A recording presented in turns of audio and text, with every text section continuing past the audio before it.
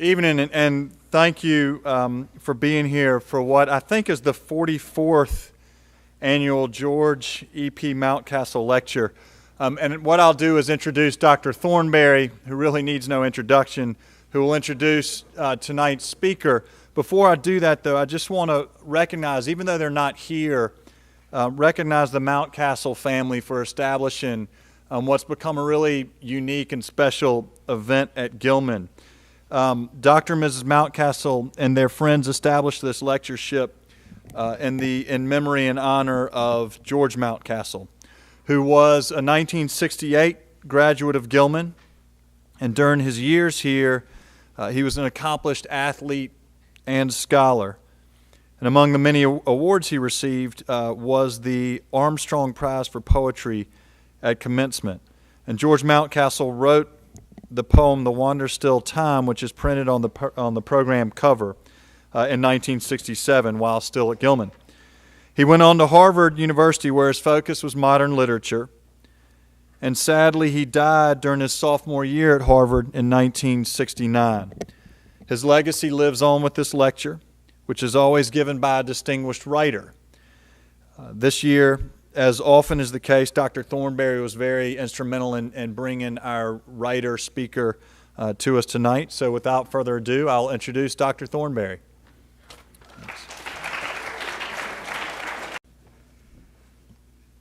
Good evening. There's a brief summary of Emilye Crosby's career in the program, so I'm not going to try to duplicate that in these brief remarks. Instead, I'd like to say a few words about why I invited her to speak tonight.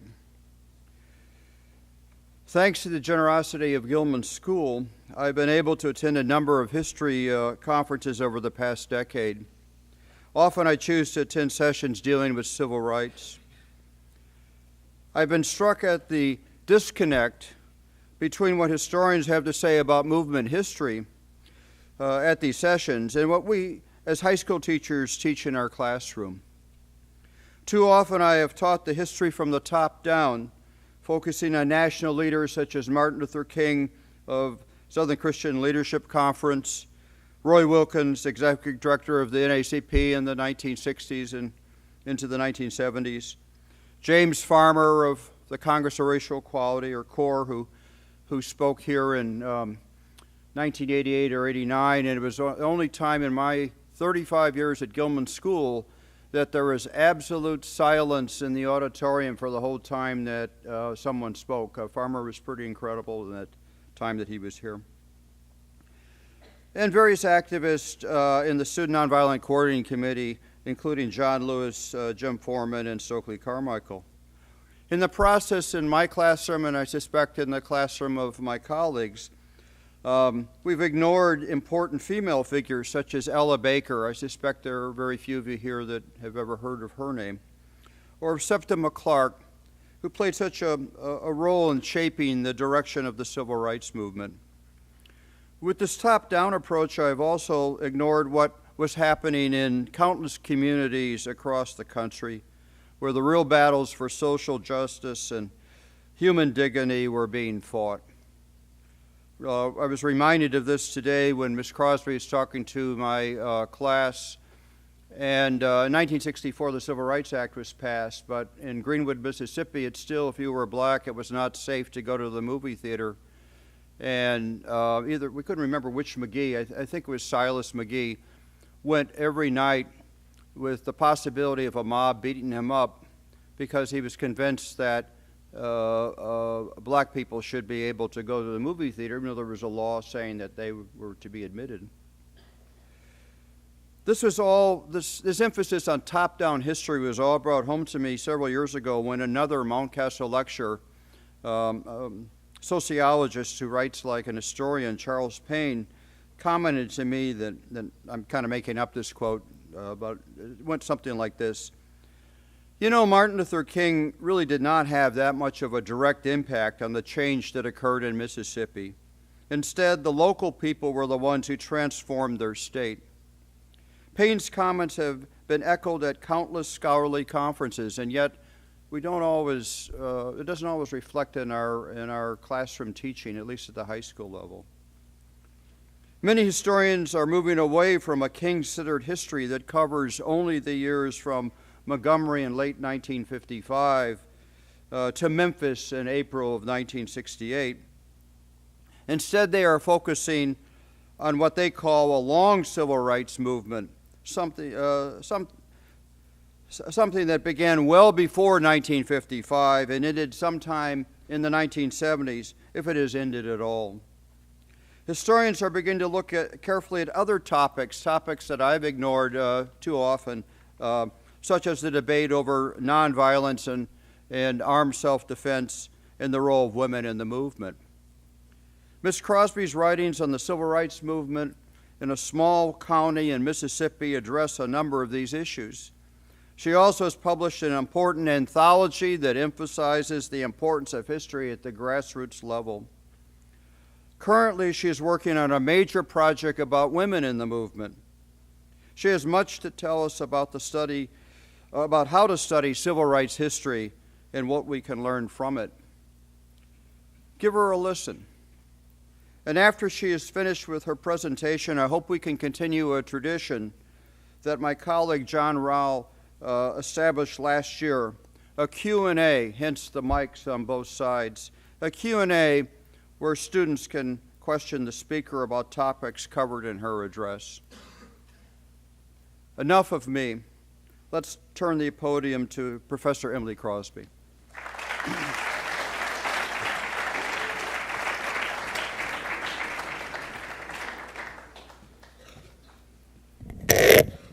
Thanks. Can you all hear me? Great.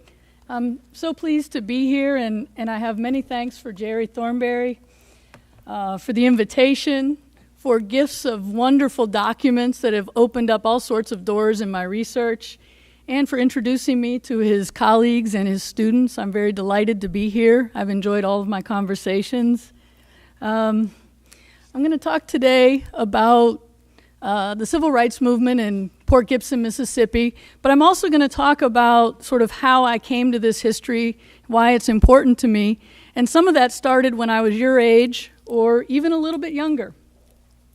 So Claiborne County is located in southwest Mississippi, about midway between Vicksburg and Natchez, which probably doesn't mean a lot to you. In the 1960s, 80% of Claiborne County's population, about 10,000 people, were African American. And in the town of Port Gibson, blacks and whites were evenly divided at about 50% each, with 2,000 residents. I moved to Port Gibson in 1973 when I was 8 years old. And ever since then, race, black and white, in my experience, has been central to my life. I have to figure out how I can see my notes and the annual. In fall 1973, I entered what was essentially an all-black school system. What I didn't know until many years later was that this was only 2 years after the Supreme Court finally ruled that it was unconstitutional to maintain separate race-based public schools within a single district. The Brown decision's all deliberate speed had finally run out. Well, sort of. In my community, white students and teachers responded by fleeing to the private segregationist academy. Many blacks believe, and they're almost certainly right, that books, supplies, and furniture followed them. So this is me and my classmates in Evanston, Illinois, before I moved to Mississippi. And then these are some images from my new school, Richardson Elementary. I vividly remember my first day of school at Richardson in Port Gibson, Mississippi. It was several days into the school year, and I was coming from an experimental lab school in Evanston, Illinois. Everything in my new school was strange. Everything. I didn't recognize the food. I couldn't understand what anyone was saying. I remember spending recess trying not to cry. To distract myself, I tried counting white kids. I'm not really sure why, and it didn't take long. I think I ended up with about 5. Including me and my sister. Of course, it wasn't long before I realized that 2 of the kids I had counted as white were actually black, based on Mississippi definitions. I just didn't have the knowledge or skills to see that, not yet. Most of my memories of school are of my teachers and friends, of basketball and track, the stuff that makes up a kid's daily life. But race was part of the mix and something that none of us tried to or could ignore. As strange as it may seem in this context, I still sometimes answer to the unimaginative nickname of white girl. There were comical moments, like when my classmates were trying to decide what hairstyle we could all wear for a program, and I would be pretty obnoxious, reacting to every suggestion by pointing out that it wouldn't work for me. Eventually, I got told that they were sorry there was nothing they could do about me and my hair, and that I needed to just chill out. When they settled on a curly afro, I did my best. Back then, my hair was long and straight. My sister braided it into cornrows, and when we took it down just before the program, it was a little frizzy anyway. Every year in August, my family visited relatives in Ohio, and my sisters and I would miss the first few days of school. And every year, our teachers would drop our names from the rolls because they thought that this was the year we had left for the white school. They finally stopped doing that when I entered the high school. That was a breakthrough because most of the handful of white kids and all the girls who started out in the public schools tended to go to the private school by the 6th grade at the very latest. If they couldn't afford it, they dropped out. I was the first white female to go to the public, meaning black, high school after the mass exodus following the Supreme Court's 1970 decision. Despite all the ways that race was built into the fabric of my life, my school life, most of the time I felt like I was just one of the kids, like I belonged. I was home. So when I was at our school or in the black community, race did and didn't matter.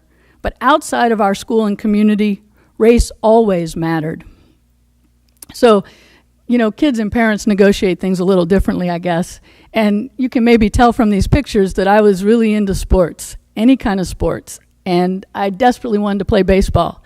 And so this little white girl in my class, Dina Williams, I was not friends with Dina Williams, but she was in my class, and she was talking about playing baseball on the Hermanville team, and I wanted to play baseball. So I went home and I said to my parents, can I play baseball on the Hermanville team? And they said, well, is it an all-white team? And I was like, well, Dina's on it, probably.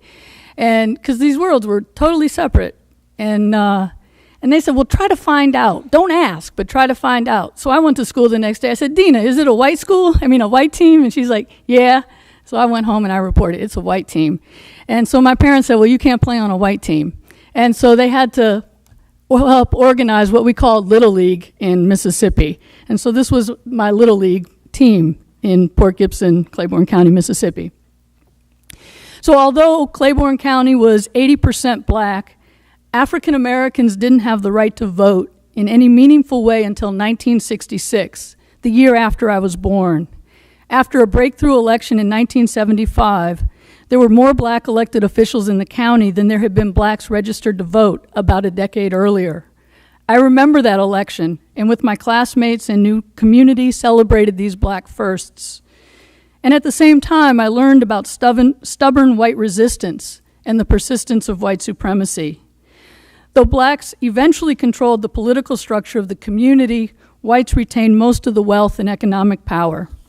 There was extremely high black unemployment, and white per capita income was twice that of blacks. The swimming pool, built with public resources in the 1950s, is still white only, and so is the private lake, also built with some public support, and the country club, subsidized by a federal loan. Because of the segregation and white supremacy, many of the community's African Americans lived just outside the town limits on narrow streets with mostly non-existent public services.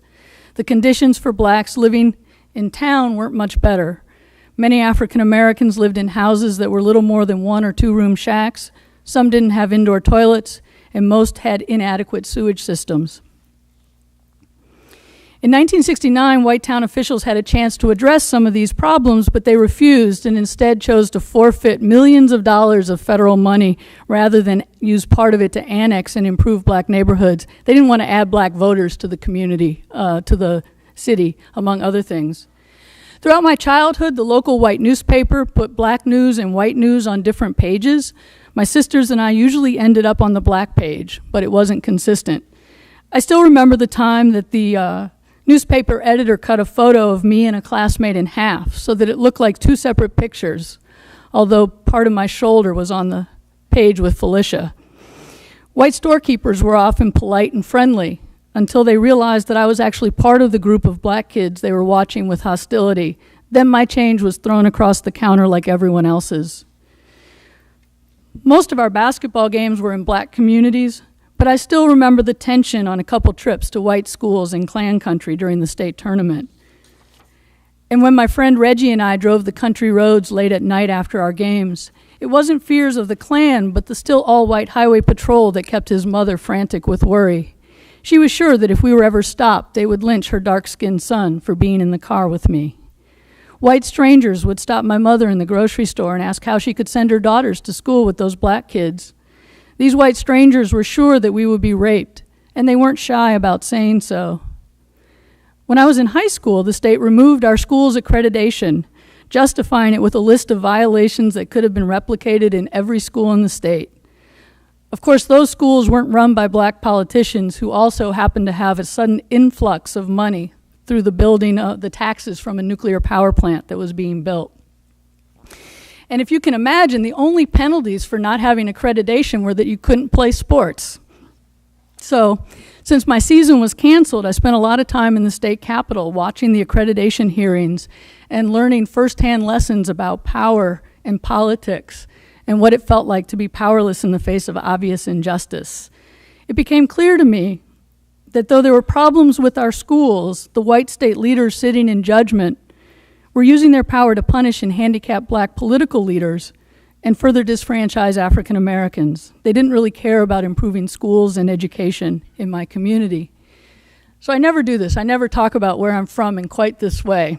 But I'm doing this today to try to give you a sense of how my growing up experiences shaped everything about me probably, but also the kind of history I do.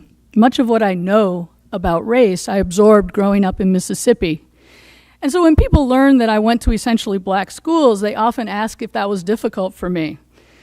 But I'll tell you, it was much harder when I left that world and went to college in Minnesota.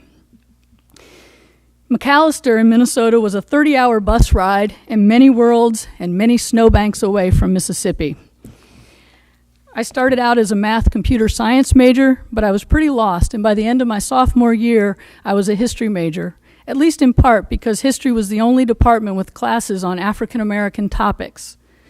Figuring that a career in pro basketball was unlikely, I went to graduate school. And when it came time to pick a dissertation topic, I looked to Mississippi and the civil rights movement in my home community. When I had to explain and defend my proposed topic to the entire history department at Indiana University, there was very little scholarship on the Mississippi movement. But as I worked to map out my project and justify its significance, I was able to draw on some of my own experiences and what I'd learned through community programs and stories from my teachers. Once I began to think about it, I discovered that even though it was officially over when I moved to Mississippi, the movement was woven through my life. One of the first people I met when I moved to Mississippi, my bus driver, Mr. Nate Jones, just happened to be one of the movement's most important leaders. Mr. Nate is now 99 years old and still does some farming. Back then, he was a full-time farmer who also drove the school bus and was a volunteer manager for a cooperative grocery store founded during the movement. And Mr. Nate was notorious for always being late, so school made let out at 3, and we could usually count on having an hour and a half to hang out with our friends before he'd show up to pick us up at 4:30. And this was because he was busy running the grocery store and he could never get away, no matter how hard he tried. But Thursdays, everything closed in Port Gibson at noon. And so he would always be on time on Thursdays. So we had to be really careful to not think that we could go hang out with our friends on Thursdays. And he would always bring us candy from the store. Mr. Nate's on the cover of my first book, and I used one of his quotes for the title. In an interview, I asked him why, in the face of threats, he chose to stand publicly with the movement when his closest friends distanced themselves. He had been in the military during World War II and explained, "I just didn't see it like they did. Naturally, I had been out of the country and had been different places and had got a little taste of freedom and knowed what it was like. I just couldn't stoop to what they was trying to get me to do." When I began my research, almost all of the books on the civil rights movement took a top-down perspective, focusing on major leaders like Martin Luther King, court cases like the Brown decision, and major legislation like the Civil Rights and Voting Rights Acts of 1964 and 65, which many people believe solved the problems of racism once and for all. There was, mostly, a widespread national picture of the movement as nonviolent and morally compelling, a triumphant story about how our country fulfilled its promise of equality for all. Coming from Mississippi, where race was still clearly defining everything, and where I had firsthand experience with the persistence of racism, the fairy tale aspect of the movement story seemed pretty remote. And without even understanding what I was doing, I began doing what has become to be called local studies or bottom-up history. Despite the fact that I do this local studies work, I often started with the Claiborne County version of the big event. In 1982, the summer between my junior and senior years in high school, so I was your age basically, the U.S. Supreme Court decided a case that came out of Port Gibson. You can imagine in little town of Port Gibson, Mississippi, a Supreme Court is deciding on a case that originated from our community, and we're on national TV all over the country. It was a pretty big deal. And big civil rights leaders from all over the country were coming to town to celebrate. So that was sort of my big event. And the lawsuit grows out of a boycott that was led by Charles Evers, who I know some of you have read about. In 1969, trying to stop the boycott that had been used intermittently since about 1966, white merchants filed suit against the NAACP and more than 100 local plaintiffs.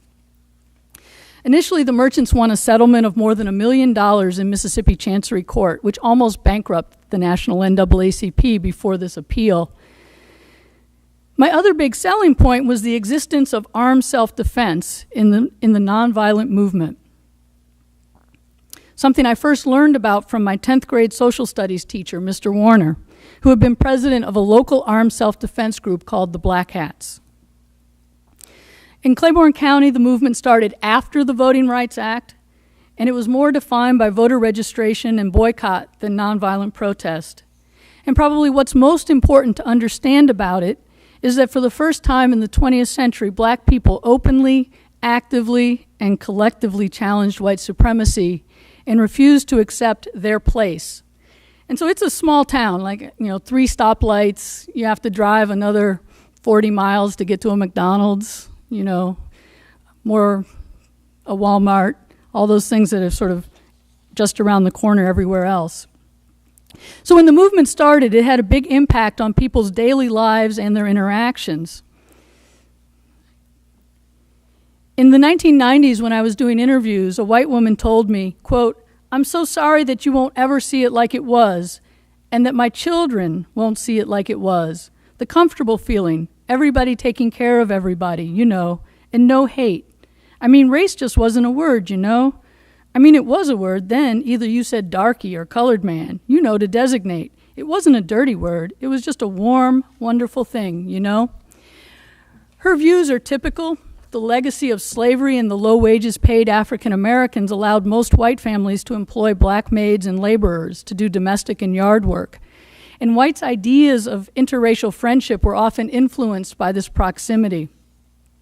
A white merchant remembered, quote, "We had one man that was just a gardener and sort of a handyman around, and I think he just kind of belonged to my father. He was raised there, and his sister was our nurse." A white woman recalls, "I was raised by this colored woman with a daughter my age, and she breastfed me. I sat on one side and her daughter was on the other." Another white woman described the black families who lived on her family's plantation as friends as well as servants. These black friends and servants did the cooking, the washing, the yard work, and nursed the children. During the civil rights movement, courtesy titles became a really big issue to sort of express the dignity and to force the issue of the sort of changing relationships.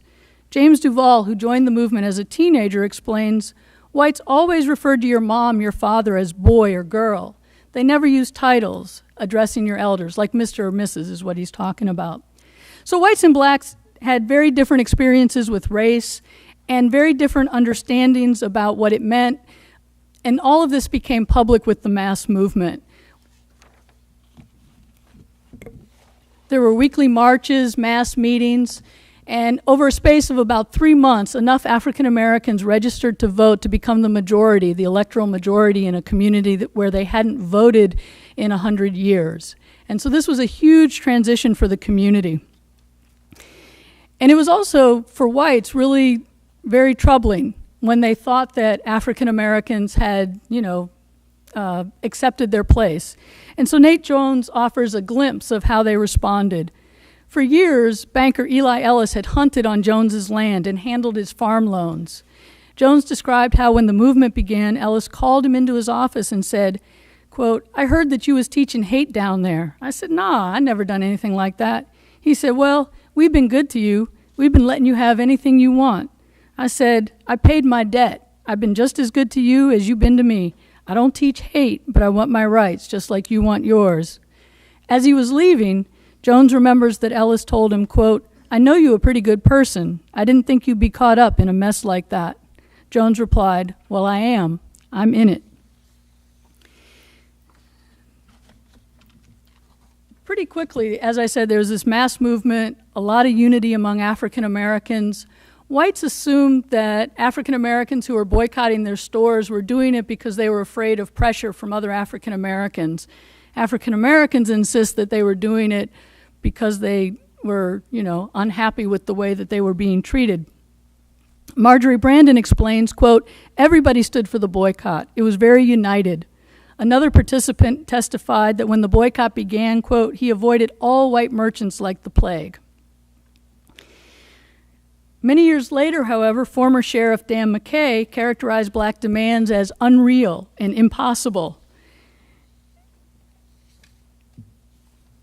And what he saw as unreal and impossible, African Americans saw as sort of basic human dignity. James Duval says they didn't want to give us basic human respect. That's what the whole fight was about. They hold on to those traditional values that you're second-class citizens, that white folks are right, that you're not equal, that I don't care what you say, we ain't going to school with you, we ain't going to hang out with you, and we ain't going to let you be part of the decision-making process. So as I mentioned earlier, self-defense was widely accepted and integral to the local movement. For example, when Marjorie Brandon was threatened because all 6 of her children were desegregating the public schools, the white school at that time, she put a gun in her purse and continued to attend mass meetings. She took the older children along while her husband stayed home with the younger ones. Brandon also let the sheriff know that she intended to protect her family and property. When the children involved in school desegregation, including those of Mrs. Brandon and my social studies teacher, Mr. Warner, were having trouble with fights and threats at school, NAACP President Reverend James Dorsey met with school leaders and explained that if the school personnel could not protect the children, the black community would be forced to do it themselves. School officials immediately took steps to limit white harassment, making black intervention unnecessary. In other incidents, Liesko Gusta stood guard all night after a Klansman threatened her over the phone, and organizer Rudy Shields returned fire when whites tried to drive him out of town by shooting at his temporary home. When white lawmen walked up to First Baptist Church during the regular Tuesday night mass meeting on a hot August night in 1966, a group of armed black men stepped out of the bushes and confronted them. So Mr. Warner, my teacher, he taught me that sometimes repression backfires. He was sort of a passive bystander in the movement, and then his father was beaten on a demonstration, and that's what made him become so involved and take on this position as leader of the armed self-defense group. And he said one time when the mayor was threatening the Klan, to bring in the Klan to disrupt the movement, he said to the mayor, "If you bring in the Klan, if they get any of us, we're going to get one of you all." And that was the last they heard of the Klan coming into the community. In Claiborne County, African Americans didn't see any contradiction between nonviolence and armed self-defense. They figured that as long as they weren't starting anything, they were prepared and within their rights to defend themselves. Ms. Marjorie Brandon was probably typical, explaining although she carried a gun, she didn't want to, quote, do anybody harm. At the same time, she believed both that the movement, quote, needed protectors to keep whites from, quote, doing us harm in the church, and that the movement was nonviolent. one of the NAACP leaders said, "I always preach nonviolence. The NAACP stood for nonviolence. Like Dr. King always said, nonviolence. But yet and still, people always went prepared to take care of themselves." So in Claiborne County, the Claiborne County movement was organized roughly the same time. There was a big march from Memphis to Jackson called the Meredith March Against Fear. And it was where the term Black Power was first introduced widely to the country. And there was a group called the Deacons for Defense and Justice that were visibly providing armed protection for that march. And this was a huge deal in the country at the time. And so African Americans in Claiborne County played off of white fears, and they created a fake minutes book, and they talked about getting weapons from Chicago and having this whole stockpile of weapons that they were prepared to use. And then they made sure that the sheriff arrested them and confiscated the minutes book. And so after that, whites were a lot more cautious. And in fact, the city alderman for the first time passed legislation banning the open carrying of guns in the city. And the sheriff called leaders of the movement together, and he promised to disarm whites and blacks. And so this was actually a big breakthrough based on this threat to use violence and this sort of attempt to manipulate whites and their fears. So one of the most important things I think about the boycott in Claiborne County, and it was really the boycott that was particularly significant in changing the interactions between whites and blacks on a daily basis. And one of the things that was most important about it is that it taught whites that they could no longer control African American behavior and that they weren't the sole decision makers in the community. NAACP President James Dorsey recalls that when the boycott first began, whites thought that Charles Evers would leave and everything would, quote, go back to normal. They were mistaken, and Dorsey says things were never the same after that. So one of the things I'm interested in is not just the history, but how people understand the history and why it matters to us today. And so in Claiborne County, and I think this is also true in much of the country, blacks and whites share a past, but they don't share an understanding of that past. And many whites' views of the community's history remain strongly influenced by their negative reaction to the civil rights movement and their certainty that any discussion of the civil rights movement makes racial tensions worse by dwelling on what they view as a negative period of the past. When I began doing my research, Claiborne County was very racially polarized with virtually no interracial dialogue. Whites would talk about the civil rights movement as, quote, that old mess. And if any of you are interested, I could talk a little bit about what it was like to try to interview whites in that context in the question and answer if you're interested. But one of the things that my childhood influenced me in terms of my work as a historian is really this belief that realistic history, messy history, is absolutely essential to our history. And I don't see it simply as an academic exercise or a job. And I also want the history to be accessible to a wide audience, not just speak to other scholars. And in Claiborne County, my work, while I was working on my dissertation, was actually the basis for a permanent exhibition of the local civil rights movement that opened in the community. And this was really kind of a breakthrough. And as part of the opening for this exhibit, there was a play based on oral histories in the community and a number of forums that included movement activists as well as historians. And it was one of the first times where whites and blacks had real conversations about the movement history. And in this photograph here, the white man in the middle is the former sheriff. And he was actually really one of the whites most willing to talk about those days. And he was a part of a community advisory committee working with some of the men who had been part of the armed self-defense group. And one day when they were talking about what artifacts can we get for this exhibit, George Henry Walker, one of the men pictured in the lower picture, said to the Mr. Dan, where's that minutes book you all took from us? And they had a good laugh about it. And so it was really kind of an important moment. I don't think it's gone nearly far enough, but certainly a change from this earlier moment in the movement. And there were some other interesting moments. One of the other white men on the panel, Melvin McFadder, the man with the cane, his father was one of the leading merchants in terms of trying to recruit the Klan into the community, but he was also the first white merchant to hire an African American in a position of responsibility. And he basically did it because he was after money, and he figured he wanted to get the boycott off of his store, and he'd clean up.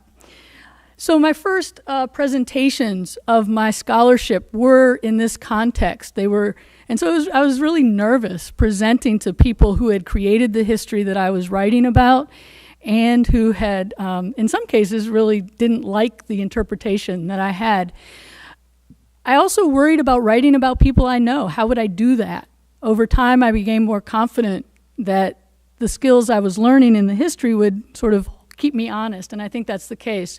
But it was really a fun occasion when, after 13 years of working on this book, so that's probably how long you all are in school till you graduate from high school, 13 years of working on this project, it was actually published, and it felt like a wonderful kind of community celebration when it came out. So why does all this matter? Why does this history matter? I think I'm a historian either by accident or maybe by fate. When I took my first tentative steps as a scholar, I didn't know anything about top-down or bottom-up history. I did know that the common story of the movement had very little in common with the world I had grown up in, or all that I was learning about the movement in Port Gibson. In many ways, the history I was studying taught me to be a historian, and the community I was raised in taught me to value and look for what was missing in the dominant narrative. And I could talk more about some of the specifics of that, but I think I'll stop there. And as Dr. Thornbery said, I'm doing a project now on women in SNCC, which is really, I think, another important and interesting topic, and one that you really need to take a close look, sort of case studies, so that you can get a nuanced picture of what was happening. And that's something else I can talk about more if you're interested during the question and answer. But I'll stop here and see what you're interested in talking about. Thank you.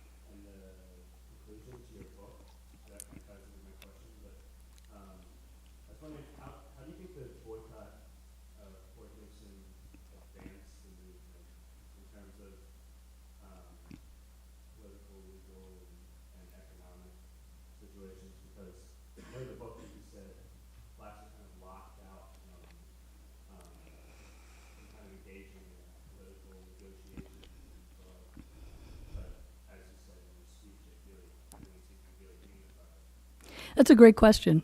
I mean, that's a great question. You really get at some of the crux of the problem, some of the potential of the movement, and also its limitations.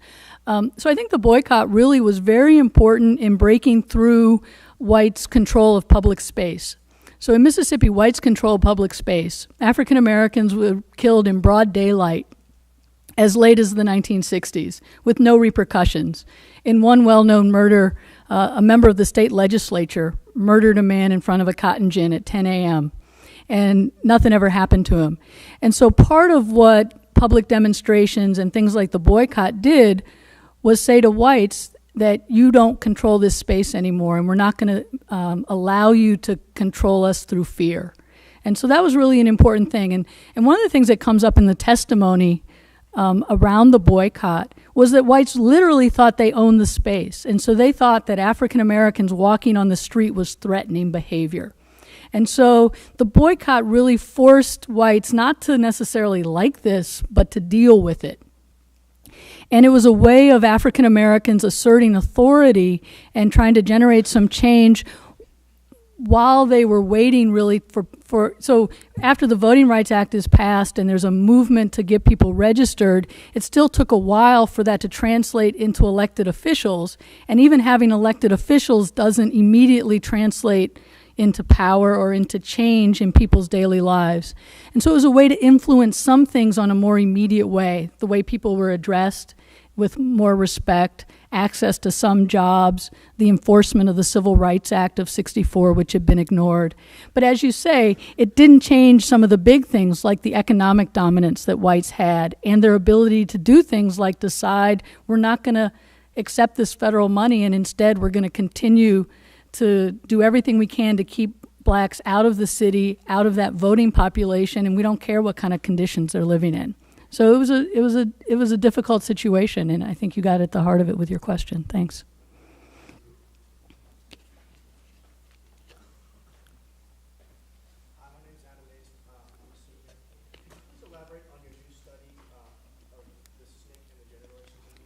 Sure. So SNCC is the organization of young people that was founded out of the sit-in movement in 1960. And Ella Baker, who Dr. Thornbery mentioned a little bit ago, she was 57 years old at the time. She had been involved with every major civil rights organization of the 20th century. And when she saw the young people sitting in, she thought they needed to get together. And she was really hoping they would form their own organization.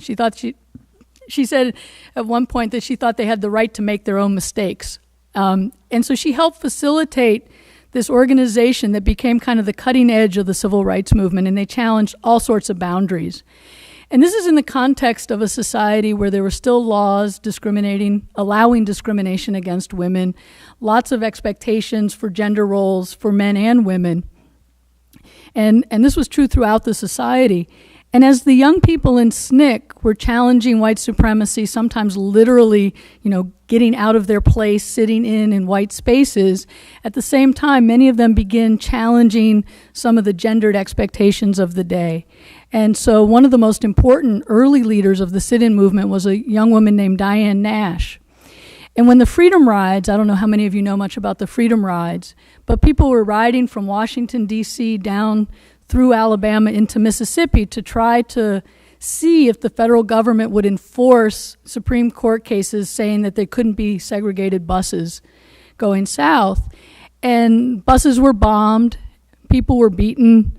Bull Connor in Birmingham famously said that his officers were unavailable because they were home with their mothers on Mother's Day after he had made arrangements for the Klan to have 10 minutes to beat the Freedom Riders.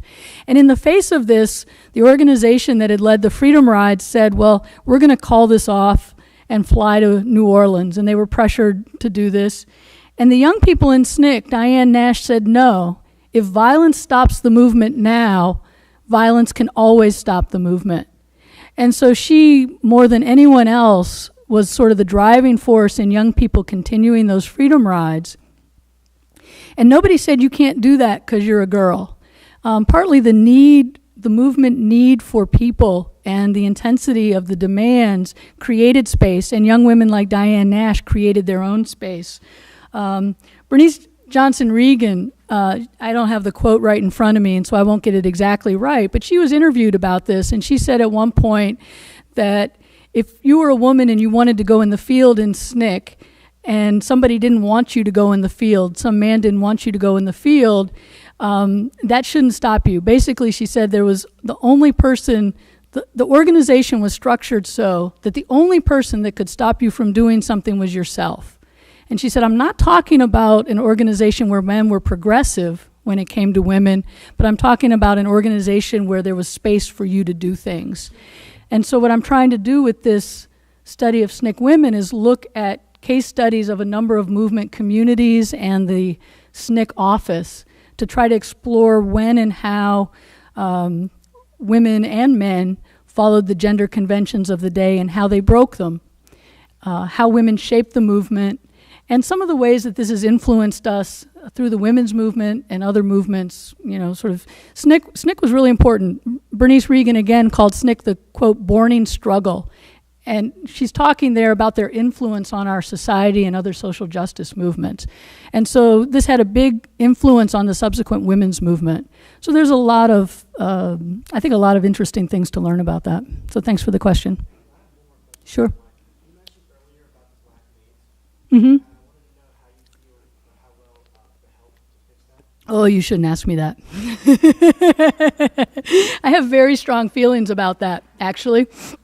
But yeah, I think that movie is that book and that movie are kind of in a long line of problematic depictions of African American history and the civil rights movement with white heroes and all sorts of stuff. It's kind of interesting, though.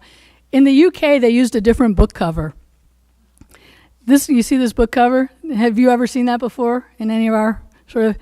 Yeah, I guess they decided it was too controversial for the U.S. So the first cover was these little birds that have nothing to do with the subject. And then there's the movie, so you have the movie cover. But the first time I saw a presentation and they showed that, I was like, I know that picture. And I went home and I dug up in my attic files, and it was a picture from Port Gibson, Mississippi. And it was a picture I'd considered using in my book. I hadn't, because I thought the other one showed what I was trying to get at a little bit better. But anyway, so I teach classes on the help, so don't get me started, but thanks. Hello?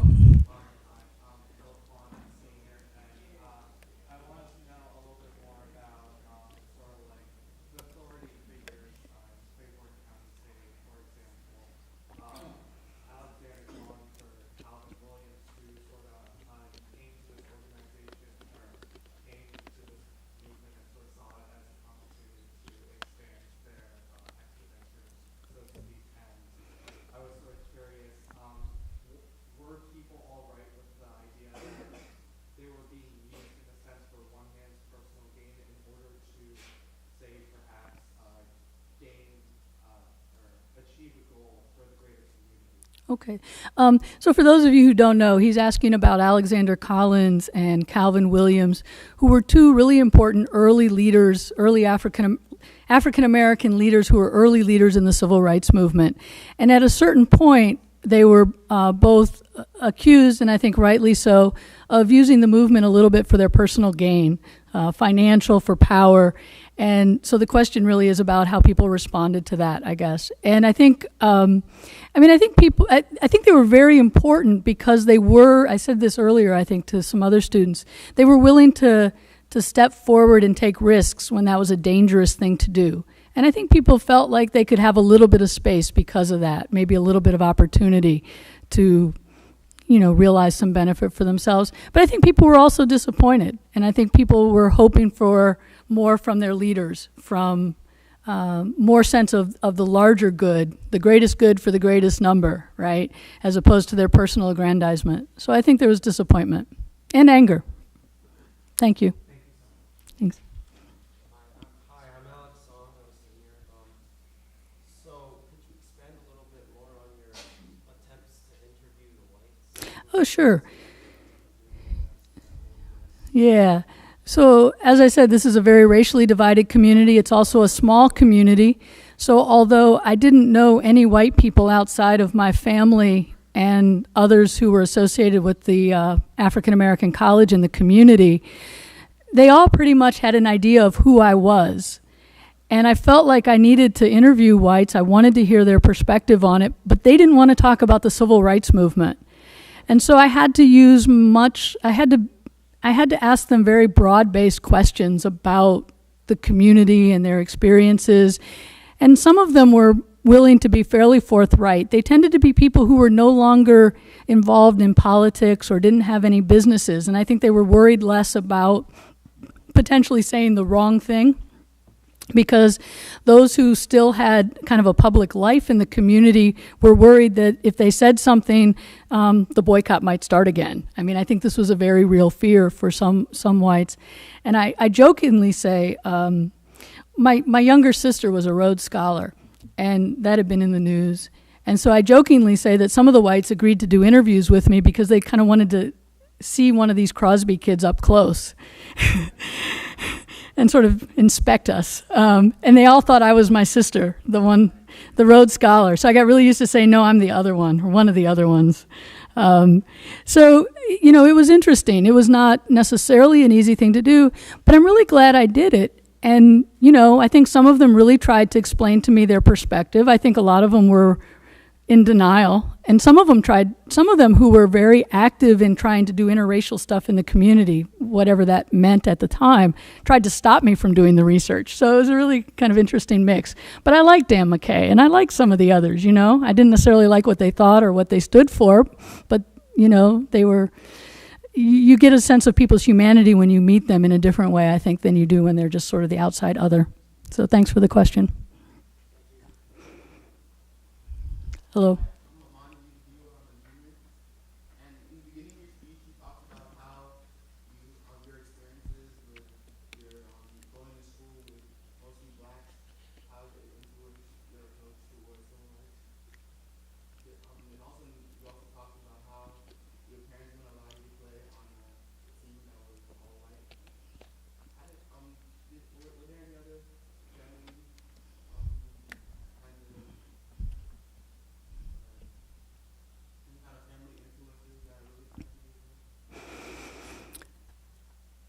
Well, my grandmother was a basketball player.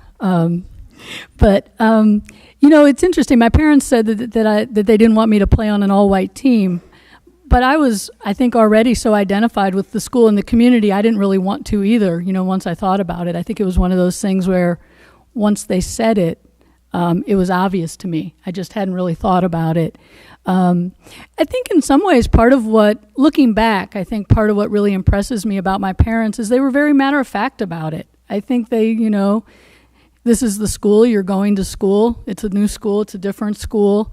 But I don't, they just kind of, I haven't really ever actually talked to them about how they felt about it at the time. But I think it quickly became so natural for us. And so I don't know if I'm really answering your question, but I think that that's part of what was important about how they did it. It wasn't a big deal. Thanks. I think the other thing they did is they pretty quickly, I think my sisters and I didn't want our parents coming to school. We wanted to handle things ourselves. And I think we didn't even fully understand that at the time. But given the recent history, there could be some of the teachers could rightly be concerned about, white parents being litigious or something, coming in and throwing their weight around. And I think we were trying to avoid that too. So, thanks.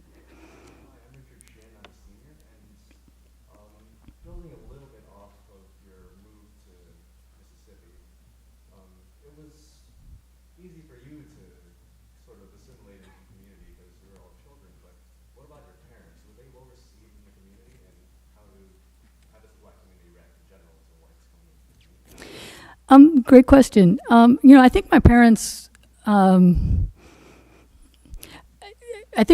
did very well. I mean, I think they, quickly, I don't know how quickly, but my mother wasn't working. She wasn't doing paid employment at that time, and everybody thought that was really weird. How could you not be doing paid employment? And then fairly quickly she got a job as a census taker, which took her around to the county, and she had real problems with how the census did things, and it was really racially insulting, especially in that community, and they were very rigid. So it ends up being a really stressful job.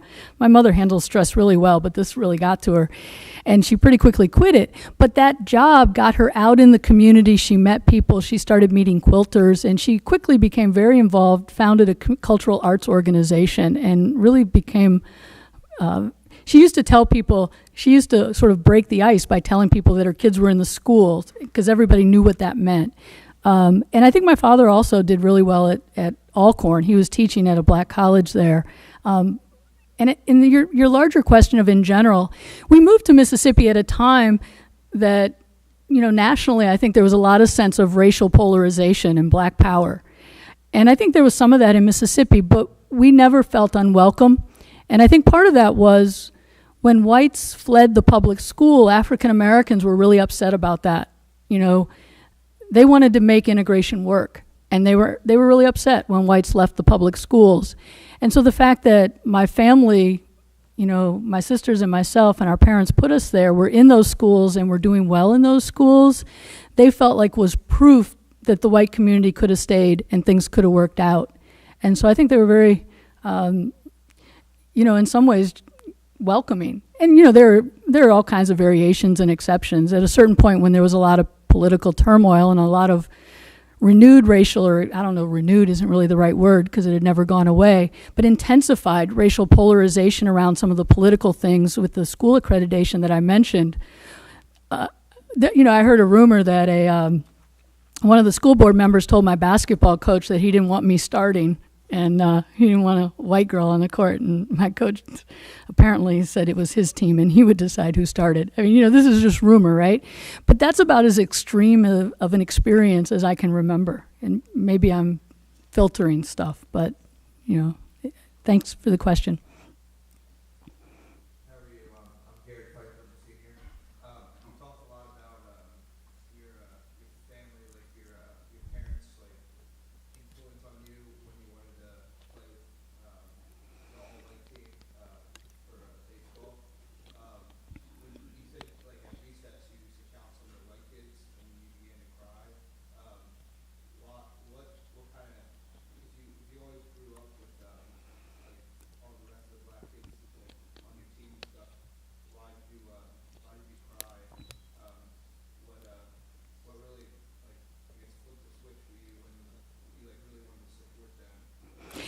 Yeah.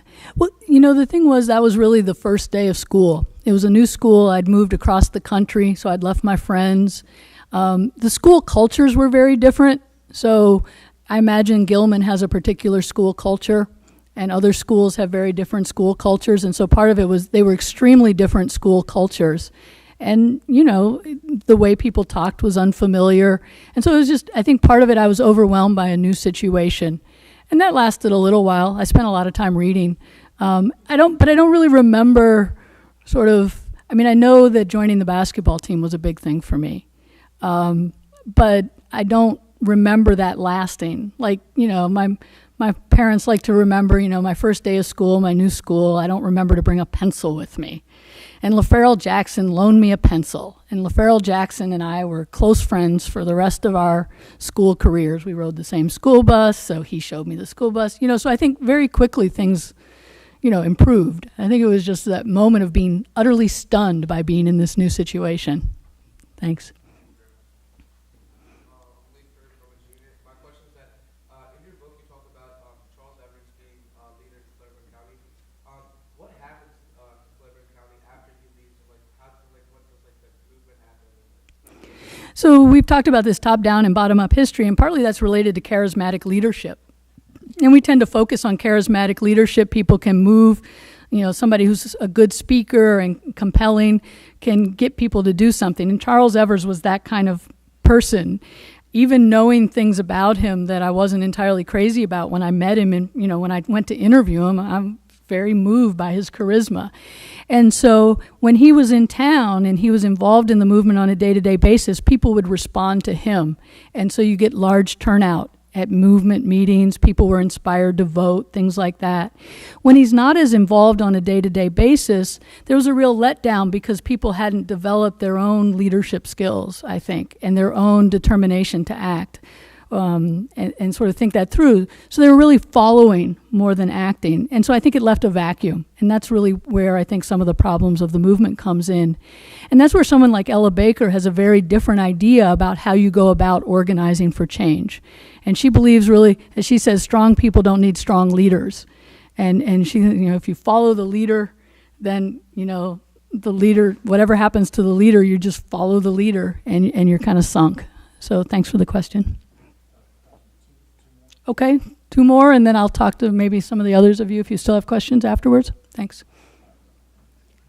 Hello, Ms. Crosby. My name is Edward Brown. I actually have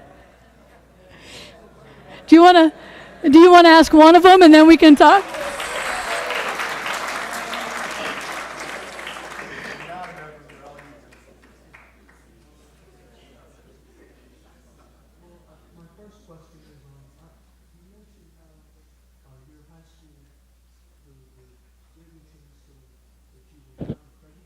Yeah.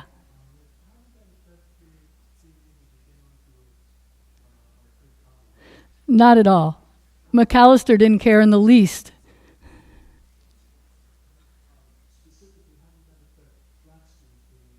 Oh, yeah, and that's a very different question. Thank you. It didn't affect black students' ability to go to college or be accepted at colleges in the same, so I don't think any of the colleges that any of us wanted to go to really cared that much about whether the schools were accredited. But some of my teammates were actually, very good basketball players. And in fact, there was this coach who was recruiting me, and I think she was recruiting me because she thought if I came, I would bring my teammates. And I was feeling a little used. But and so there were a couple of players on the team who I think would have gotten full scholarships to top Division I schools. And because they weren't able to compete, that didn't materialize. And they didn't have the same resources that I did and my family did to get to college another way. And so I think of Clora May, and I think that she was one of the people who paid the highest price for that, for the sort of wrangling and the sort of the using the schools and the kids as pawns in a sort of effort to maintain white control. So, thanks. Was that 1 or 2? All right. My second question was, I heard you mention that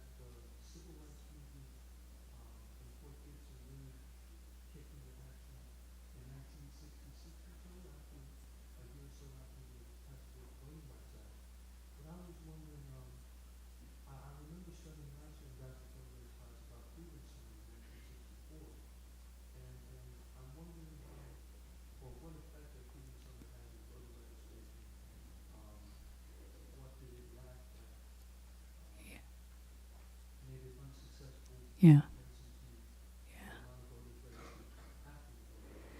Great question. So Claiborne County was actually one of the few majority black counties in the state that wasn't part of Freedom Summer.